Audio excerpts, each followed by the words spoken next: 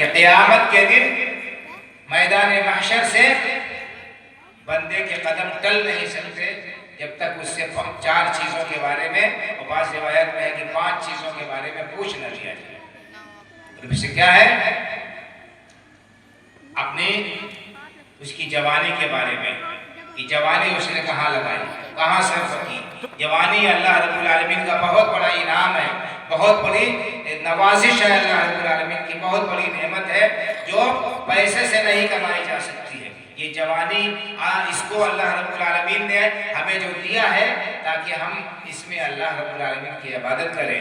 جوانی کے اندر انسان کے اعضاء مضبوط ہوتے ہیں، انسان کے عزائم جوان ہوتے ہیں، اس کے پاس میں طاقت و قوت ہوتی ہے، اور انسان اس جوانی میں جو ٹھان لے وہ کر سکتا ہے، بڑے سے بڑا کام ایک جوان انجام دے سکتا ہے۔ لیکن عام طور پر لوگ جوانی کو لہو و لعب میں، کھیل تماشوں میں اور رنگ رلیوں میں صرف کر دیتے ہیں۔ اللہ رب العالمین کی عبادت و بندگی میں وہ بہت کم لوگ اس کو صرف کرتے ہیں۔ تو یہ جوانی امانت ہے اللہ رب العالمین کی، اور اس جوانی کے بارے میں اللہ کے یہاں سوال ہوگا، پھر پوری عمر کے بارے میں سوال ہوگا، اور اسی طرح سے مال کے سلسلے میں 2 سوال ہوگا۔ مال کے سلسلے میں 2 سوال ہوگا، من این اکتسبہ وفیما انفقہ، یہ مال کمایا کہاں سے اور خرچ کہاں کیا، کمایا کہاں سے، مال کیسے اور خرچ کہاں کیا۔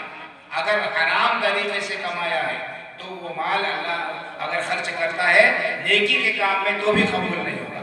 حرام طریقے سے مال کمایا، حرام جگہ خرچ کیا تو بھی پکڑ ہے، تو بھی یہ مال انسان کے لیے وبال جان ہوگا، اور حرام طریقے سے کما کر حلال جگہ خرچ کیا تو بھی مواخذہ ہوگا، گرفت ہوگی، اور وہ مال اس میں سے جو کچھ خرچ کر رہا ہے اللہ کے یہاں مقبول نہیں ہوگا۔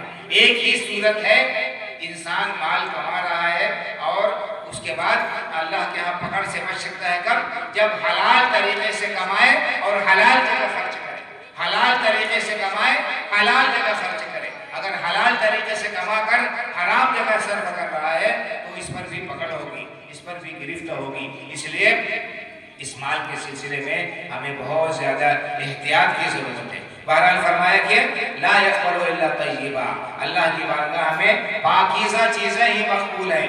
حلال طریقے سے کمایا گیا مال ہے وہ خرچ کرے گا بندہ اللہ کی بارگاہ میں، اسی پر اسے ثواب ملے گا۔ اس کے بعد مزید تاکید کرتے ہوئے آپ نے فرمایا وَإِنَّ اللَّهَ أَمَرَ الْمُؤْمِنِينَ بِمَا أَمَرَ بِهِ الْمُرْسَلِينَ، اللہ تعالیٰ نے اہل ایمان کو اسی بات کا حکم دیا جس بات کا انبیاء کرام علیہ السلام کو حکم دیا۔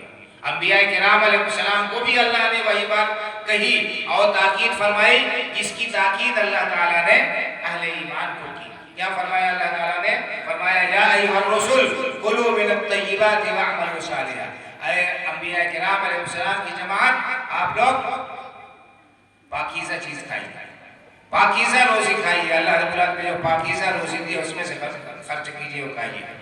اور اہل ایمان کو خطاب کر کے کیا فرمایا؟ یا ایھا الذین آمنوا کلوا من طیبات ما رزقناکم، اے اہل ایمان اللہ نے تمہیں جو پاکیزہ روزی دی ہے، حلال روزی دی ہے، اس میں سے کھاؤ۔ تو حلال اور پاکیزہ روزی کھانے کا اللہ نے حکم دیا ہے۔ جب ہم حلال کمائی کریں گے تبھی ہماری حلال جو ہے روزی وہ پاک ہوگی، تبھی ہمیں اس پر اجر و ثواب ملے گا۔ تو یہ بات بیان فرمائیں۔ تو یہ اللہ کا حکم ہے، تمام لوگوں کو تاکید ہے، اور اس حلال کمائی کی فضیلت اور برکت ہے کہ اس مال میں بڑھوتری ہوتی ہے۔ یہ مال اللہ رب العالمین ضائع اور برباد نہیں ہونے دیتا۔ یہ مال حلال کمائی کا کبھی ڈوبتا نہیں ہے، اس میں نقصان نہیں ہوتا۔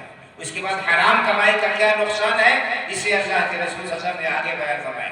اس کے بعد فرماتے ہیں صحابی ثم ذکر الرجل یطیل السفر اشعث اغبر یمد یدیہ الی السماء یا رب یا رب ومطعمہ حرام ومشربہ حرام وملبسہ حرام وغذی بالحرام فأنی یستجاب لذلک۔ اس کے بعد اللہ کے رسول صلی اللہ علیہ وسلم نے ایک شخص کا ذکر کیا جو بڑا لمبا سفر کرتا ہے، پردیس میں جاتا ہے، اور پردیس میں سفر کی وجہ سے کیا ہوتا ہے اس کے کپڑے بالکل گرد و غبار سے ہٹ جاتے ہیں، اس کا چہرہ گرد آلود ہو جاتا ہے، وہ بندہ اس کے بال بکھر جاتے ہیں، یعنی بظاہر انسان کی حالت قابل رحم ہوتی ہے۔ آپ نے دیکھا ہوگا ایک انسان لمبا سفر کر کے آتا ہے تو اس کا کیا حال ہوتا ہے، اس کے کپڑے خراب ہو چکے ہوتے ہیں، کپڑے گرد آلود ہو جاتے ہیں، سیاہ ہو جاتے ہیں، چہرے اور بالوں پر مٹی دھول جم جاتی ہے، اس کا چہرہ گرد آلود ہو جاتا ہے، انسان تھک جاتا ہے۔ تو اگر پردیس میں رہتا ہے تو یہ تھکاوٹ اور زیادہ محسوس ہوتی ہے۔ آپ نے